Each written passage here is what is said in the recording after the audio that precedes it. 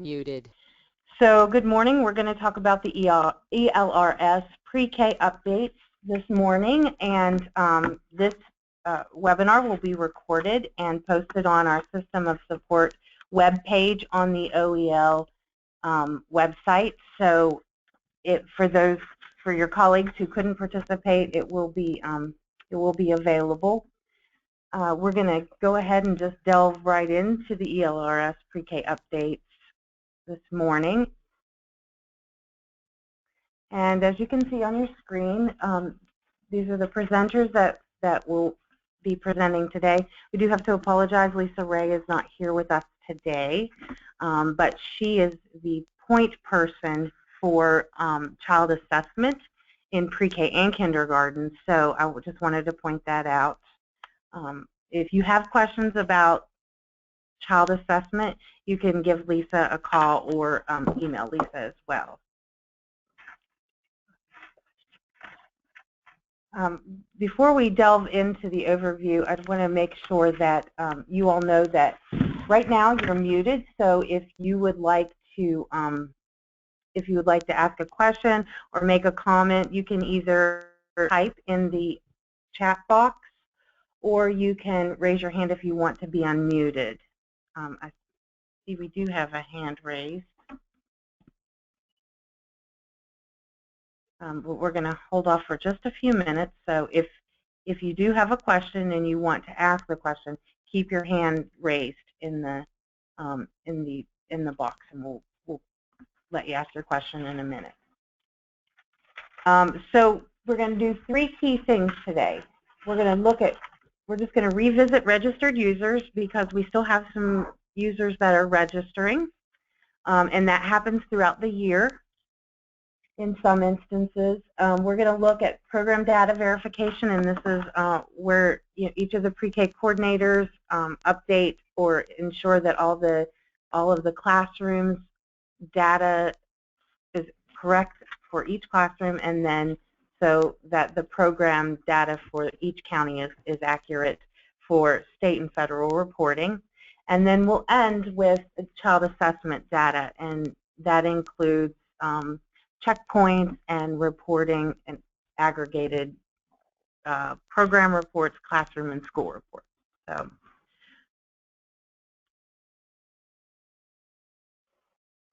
So let's just spend a few minutes talking about registered users.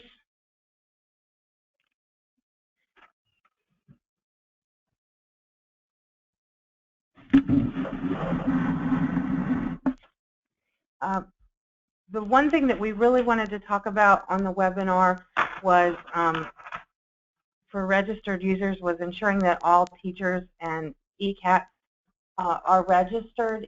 All teachers and ECATs must be registered. This is really important in the upcoming year because we're working to ensure that single sign-on is occurring so that when you have this account accesses everything you need as sort of a one-stop shop within the system, and it will also be linked to the e-learning logons that will be occurring. Does anybody want to? Well, currently there's a separate login for our e-learning platform that B teachers and ECATs use to register for classes. That will be going away. Those separate logins will be going away, and they'll be using the WebTop single sign-on username and password, so that everybody within pre-K will only need one username and one password to access everything. And that'll be really good, and it'll be less confusing in the future.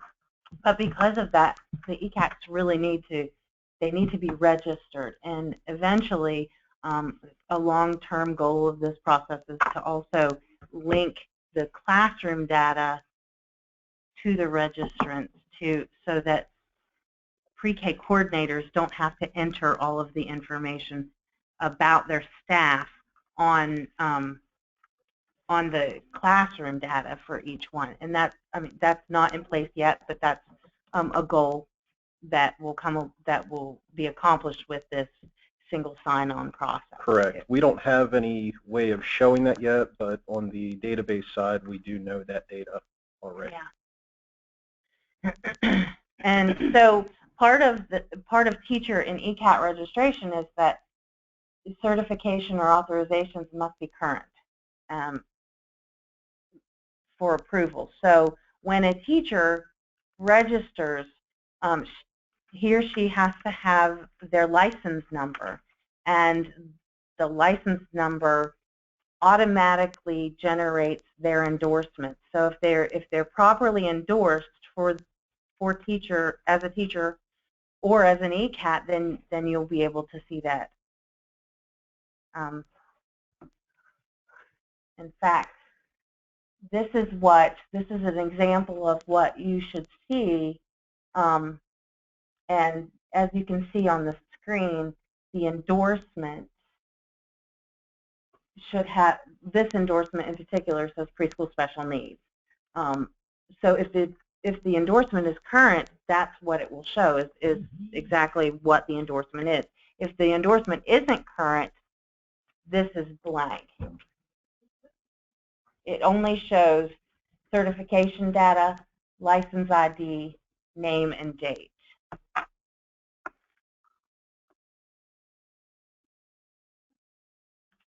You want to add anything to that? Well, just one confusion was when people saw a license number, they approved them. As soon as an application is received in the Office of Educator Effectiveness and Licensure, people get a licensure number, whether they're approved or not. So everybody has a license number once the application's received in that office. So you have to look at the certificate, the endorsement. And so, and that would be the same for an ECAT. It would show under the endorsement, it would say early childhood classroom assistant teacher endorsement. Either permanent or temporary. Yeah.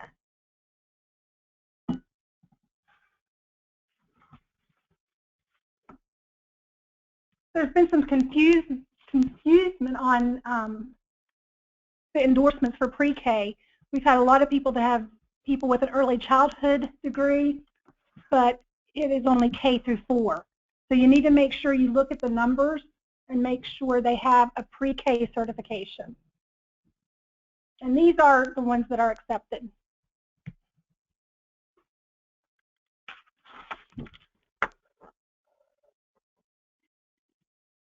And so when the pre-K coordinator is approving or denying those applications, and then they come to the Office of Early Learning, it goes through a 2-point approval process. The first, the screen that's up now with the role in the classroom and the approve button that you would select, you would only select this once you know the certification or authorization is correct, and then you have to ensure that the role, the designated role, is either teacher or assistant teacher, and then ensure that the classroom that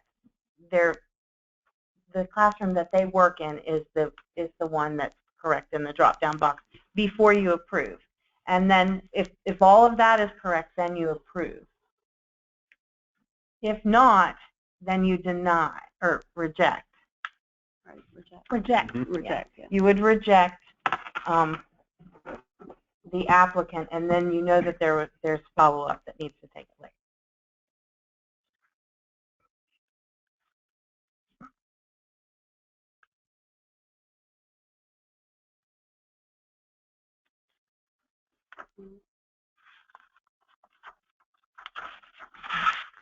Okay, we had someone ask if we could make the screen full size.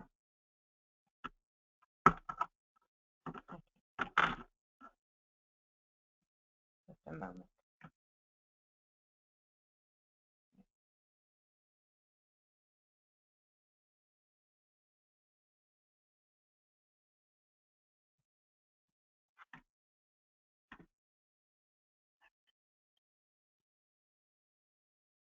There we go.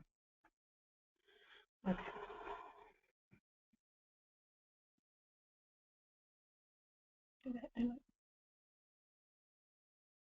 Much better, thanks. Sorry, guys. We're really having some technical difficulties today. Hope that's better, and I hope it's recording all right.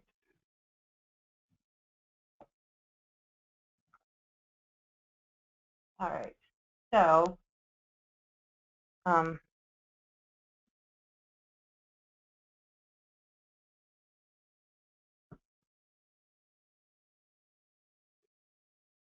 Lynn Bale, you have your hand raised. Do you have a question?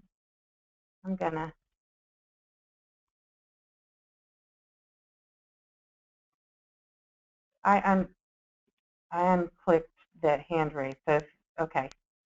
Just wanted to make sure. So then we'll move on to the next part, which is the classroom or program data verification. And this is typically, in Policy 2525, it says September 1st deadline for submitting program data. The last 2 years with the changes in the system, we've extended that deadline, and we are looking at potentially moving that in policy in the future, simply because September 1st is a really difficult time. And in some counties have to open a classroom, or changes have to be made, and then data verification would have to be updated. And we don't want to have a policy in place that causes sometimes redundancy in work. So we'll be looking at that in the future. However, for this year, it's January 15th, and we've been kind of preparing for it all along. So now that the system is ready for that, we just wanted to review very quickly. There's 2 main steps to program data verification, and Matt has been so gracious to work with me, and as I'm like, well, we need to fix this, or can we change this? And so we know that we have a great start, that for next year, we know with the date, the potential date change, and anything else, as we go through this first data verification, we might make a few changes to make it more simple and easy for you guys. So the 2 pieces are, the 2 steps are, one is to view the pre-K site report, and then the second part is to look at the County Collaborative Core Team member information. And to do this, I just really want to take you all onto the website.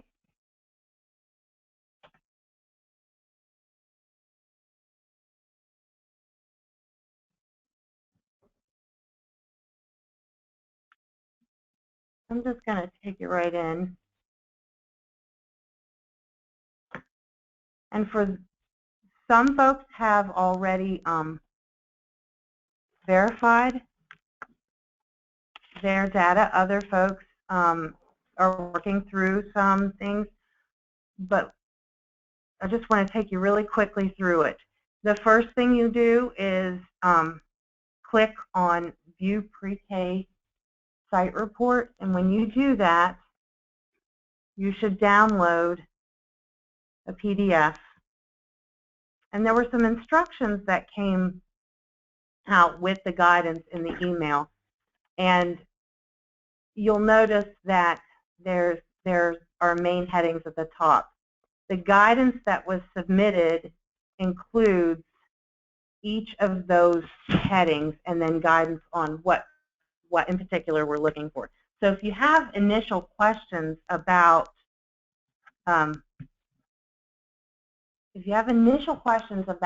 what does this box really want, or what kind of information do I really need, then you can utilize that document.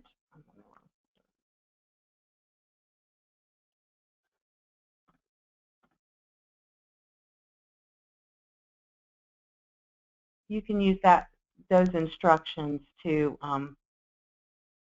help guide you. And then if you still have questions, you can always give me a call. So this is the element that's right on the report. As you can see in the report, all of those things match with the heading in the guidance. So what you need to do is review each piece of the report. And if there are inaccuracies, then you will go into the website and manage sites, and then edit your classroom. And through this page, make the changes to make sure that the corrections are in place. One thing I do want to mention is that this box, local education agency should be checked for each one. If there are additional partners, then you would check those.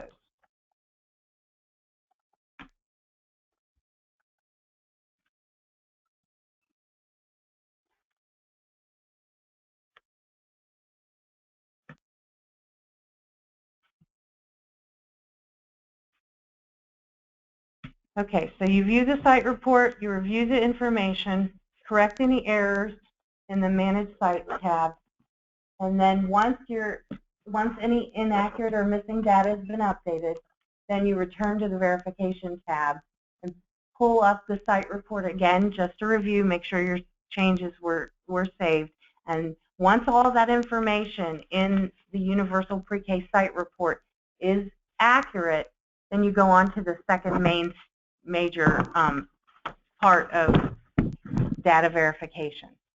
And that is accessed when you go onto the site under the district and then verification. When you click on the verification tab in the drop-down box, what you'll see is this screen, and it has the curriculum. You can pull down the drop-down box and select the curriculum that your county has adopted, and then indicate each of the other 3 representatives. Pre-K coordinators are automatically generated. All that information is automatically generated based on your registration. And so the pre-K coordinator actually includes and types in the designate for special education, child care rep or DHHR rep, and the Head Start representative. And then once all of that's finished, you click submit, and then you're all finished. You should have a verification that you're complete.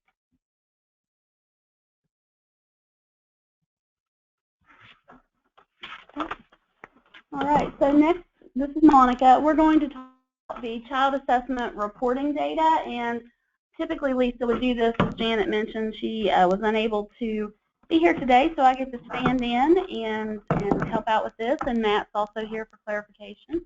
So today I'd like to tell you just a little bit about or an update on report development, and then I wanted to do a quick overview of that child accomplishment summary again as well. So for the very, very near future, I could have actually put another very in there because it's coming that soon. We're testing it right now. We're testing it right now, Matt says. And I want to go through this because this is a lot of information in each of these 2 little areas here. You're going to be able to see a roster of completion, who has completed their data entry by child and by period. Remember, there are 3 reporting periods. So by child, by period, at the classroom, site, county, grantee, and state levels, depending on your level of access. Remember, you may be a Head Start grantee, and you'll be able to see those Head Start children who have been indicated as Head Start students in STU 380. You'll be able to see their completion. If you are a classroom teacher, you'll very soon be able to see your roster of completion as well. Also, you'll be able to see the raw data, depending on your level of access again, by child, by period, at the classroom site, county, grantee, and state level. So those 2 are coming and being tested right now. The other thing that we know that we want people to be able to see is that child outcome summary form data as well, and Matt's shaking his head because he knows that's a critical need as well. As things become available and become updated for you to see, we will let you know. Lisa and Janet and Matt will be working together, Ginger as well, for the special ed directors for those populations and let you know via our listservs that things are available, because we understand that, you know, we don't want you to not know what you don't know. Simply, if something becomes available, we want to share that good news and let you know that you can see it.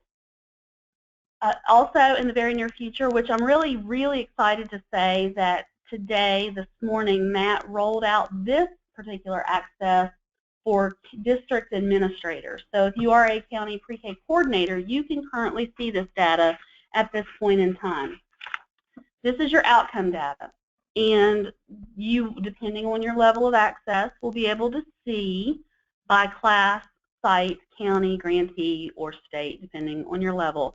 Now, this is small, these numbers, but you'll be able to see these better. I do want to point something out, and Matt has actually already made an update to this, so I'm going to replace this screenshot after the webinar before it gets posted, if that's possible.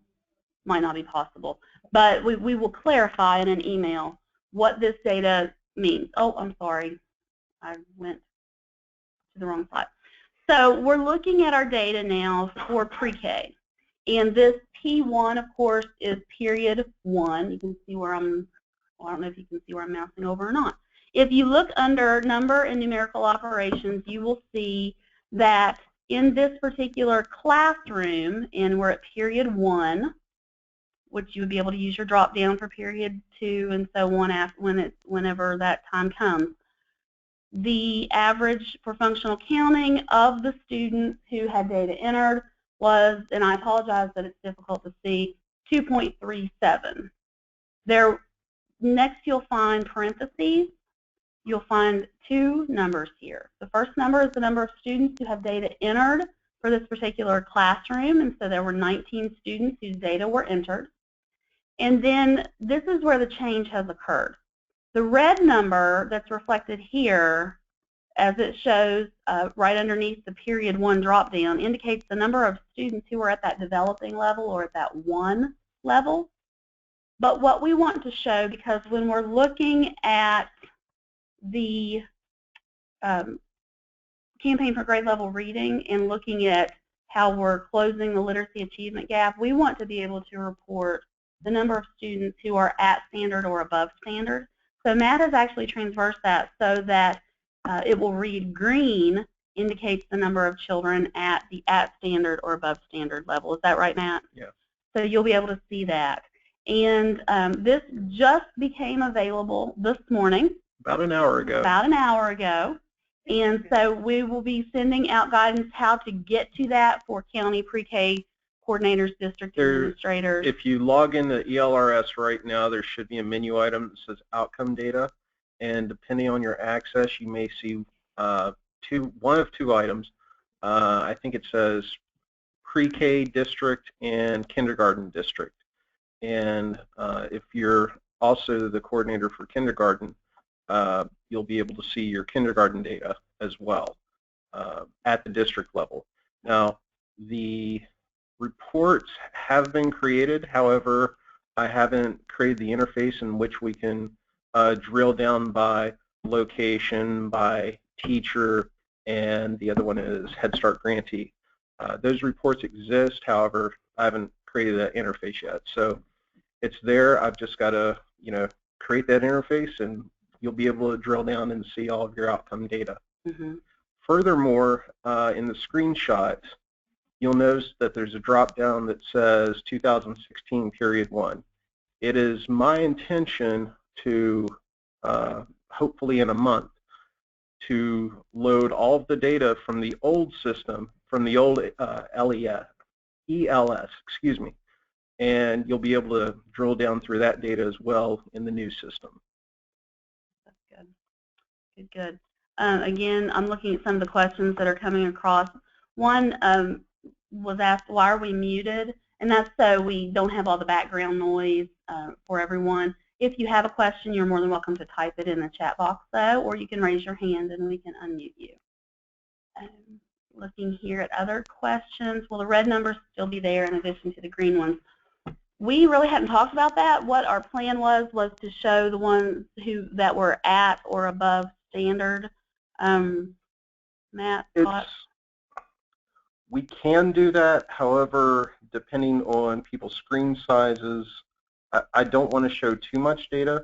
Obviously, you could get the red number if you just subtract the total from whatever the green number is, and that would be your red number. We could show that data, but across 3 reporting periods or 4 reporting periods for kindergarten, that could get messy very quickly. That's a really good point, because remember, whenever we, you know, by the end of the year, you're going to have several columns, not just period 1. You'll have the difference in the percentage of growth between each reporting period, and then an overall percentage of growth as well. How about putting the numbers in columns with headings? That's something that we can look at, Carla. We will look at how to best display this information. And we want you to be able to see better than ever before where the children are at which level. And also, you know, not just for teachers certainly, but for county, grantee, professional learning, planning, making those data-driven decisions. Thank you. Okay.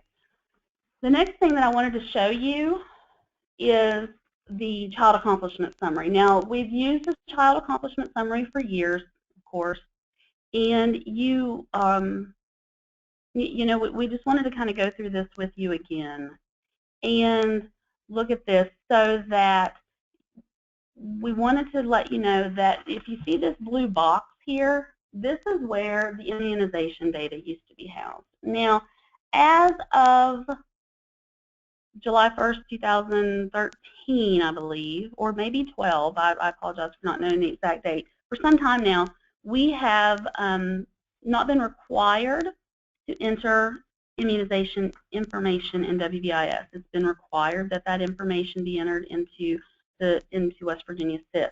However, we know that many, many counties are still utilizing WVIS for immunization data entry. With that in mind, we've heard from some of the counties, some of you all, some of your superintendents, and given the fact that it's not required that the data are in WVIS, to say to a parent, are your child's immunizations up to date, yes or no, that could be misleading somewhat. So at this point in time, we are leaving the health check information on there as it's reported in WVIS. We will be leaving the blanket statements about keeping your child healthy and ready to learn, certainly, and then the importance of establishing those medical and dental providers, assistance for health insurance, and so on that front page. Is there anything else, Matt, that we needed to say about that? We are working with DHHR. I got an update yesterday, and we are working with them to get WVSIS immunization data back into WVIS automatically, and so that school nurses won't have to, you know, do the same thing twice. And I'm hoping we can get that back into our reports as soon as possible. And we just want to make sure that what we are reporting is actually, you know, 100% accurate. And so, given the fact that we're still waiting on this agreement between West Virginia SIS and the Department of Education, DHHR, and Department of Ed, with data sharing and everything like that, we just want to make sure we have all of our I's dotted and our T's crossed. So here's the first page. Here's the second page. Now, this is not new information to a lot of you. This is what you see. The teachers go in and click the areas of progress, and then this particular teacher has added some comments about next steps for this child with regard to social and emotional development. I didn't do screenshots of the entire child accomplishment summary. I just did selected domain areas. So you can see that you know, one area has a comment, one area does not have a comment from the teacher. And again, with the intent of the child accomplishment summary from the get-go was not to be mailed home to families, was not to be sent home in a book bag, though we know that sometimes for certain reasons that has to happen. The intent of the child accomplishment summary is that it would be shared with families, if possible, in a face-to-face meeting so other evidence of learning can be shared. So whether it's in a home visit or a family conference or a student-led conference where the student showcases their evidence of learning, that's you know, that would be the best case scenario and the best practice, certainly, to share in that way. Looking at the last page, or actually the last 2 pages here, we have a few more areas. We have teacher comments and next steps, and then we have the teacher signature and parent guardian signature, so that we would have the sign off on that, and then it would be at the teacher's discretion as to how to store that information. And I see kindergarten teachers have been asking for that parent signature space as well. You know, we will be planning a similar webinar for our kindergarten population in the future, and to let all of our kindergarten contacts know what's available, how to access, and what's needed to move forward as we continue with the development of the ELRS-K. So I did just want to briefly show you those pieces from the Child Accomplishment Summary. And then, of course, the help desk has truly been so helpful to so many of you. We have heard such good feedback about the help desk, in that, and I've said this to anyone who's heard me speak in person, that it's allowed Matt to get to things so much more quickly than I ever could have. So, or that Lisa ever could possibly do as well. So we appreciate that, and appreciate all of Matt's help and your patience as well as we continue to develop this. We hope you'll be happy with the types of reports that you're going to be able to see. We will let you know when they're available for specific audiences and what they'll be able to see. Other things, group, here that we need to touch base on before we finish up? One thing I did want to say about the help desk, and going back to the registration, especially for teachers and assistant teachers. Anytime you have someone registered in your county that maybe takes a job somewhere else, no longer works with you, if you will email the help desk, those accounts can be suspended if they need to be suspended. And that's one thing that we hadn't mentioned before, that if you do need to have an account suspended because of change of employment, then please do that. Please email the ELRS help desk as soon as possible, and that way. Or if there has been a transfer from one county to another. Yeah. Yeah. Anytime you need to adjust the registration, just email the help desk. One more question we saw come across in the chat box.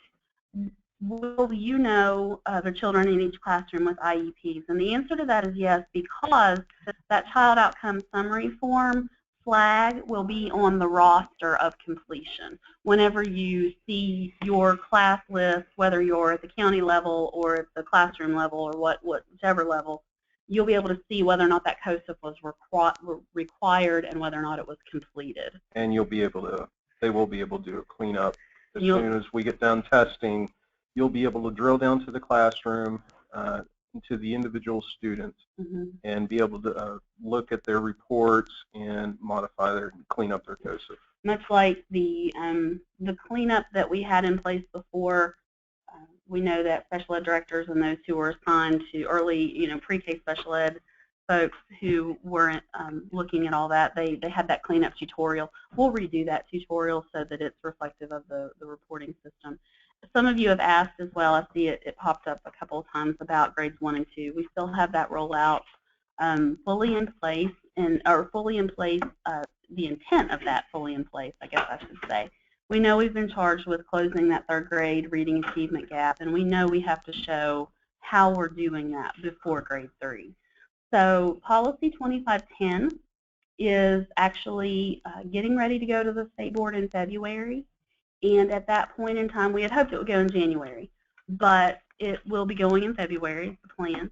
And we will be drafting some language and putting that out on public comment to look at how we can best make this available, to look at how we're closing that literacy achievement gap and reporting data, and hopefully giving some tools to 1st and 2nd grade populations that will help them to be able to report their data in an easy way.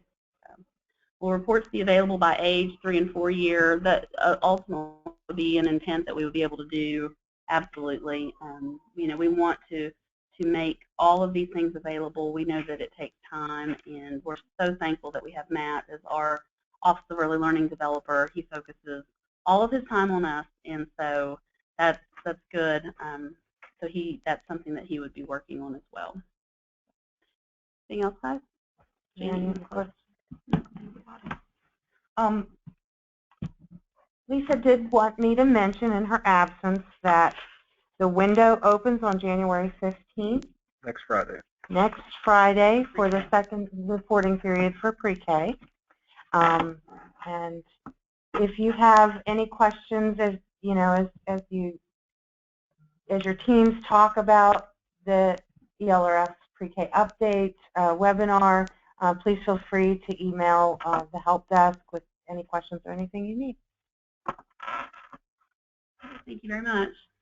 Have a good day, and we really thank you for your patience today.